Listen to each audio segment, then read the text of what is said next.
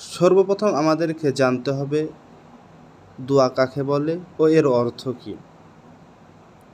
দোয়াউন ও দাওয়াতুন অর্থ চাওয়া, প্রার্থনা করা ইত্যাদি।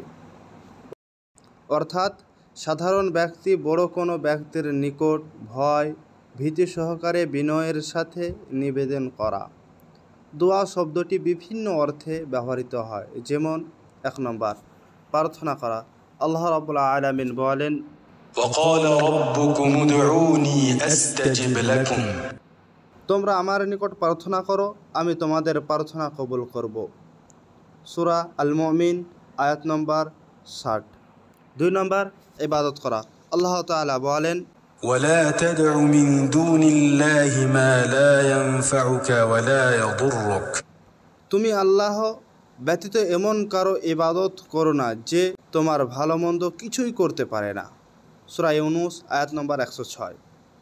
3 নম্বর বাণী।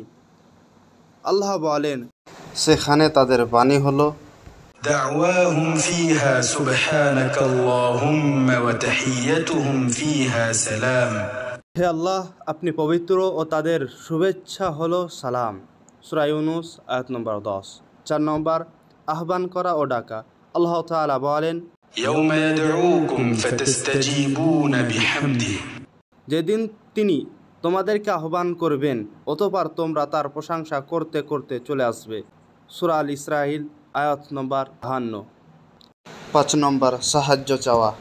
আল্লাহ তাআলা বলেন, وادعوا شهداءكم من دون الله।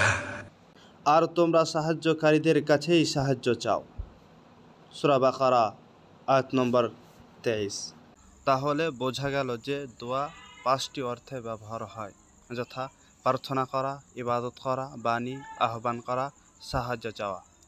সুপ্রিয় দর্শক, পরবর্তী ভিডিও পাওয়ার জন্য আমাদের চ্যানেল সাবস্ক্রাইব করুন এবং আমাদের পাশে থাকুন। আর আপনার কোনো প্রশ্ন থাকলে অবশ্যই আমাদের কমেন্ট করুন।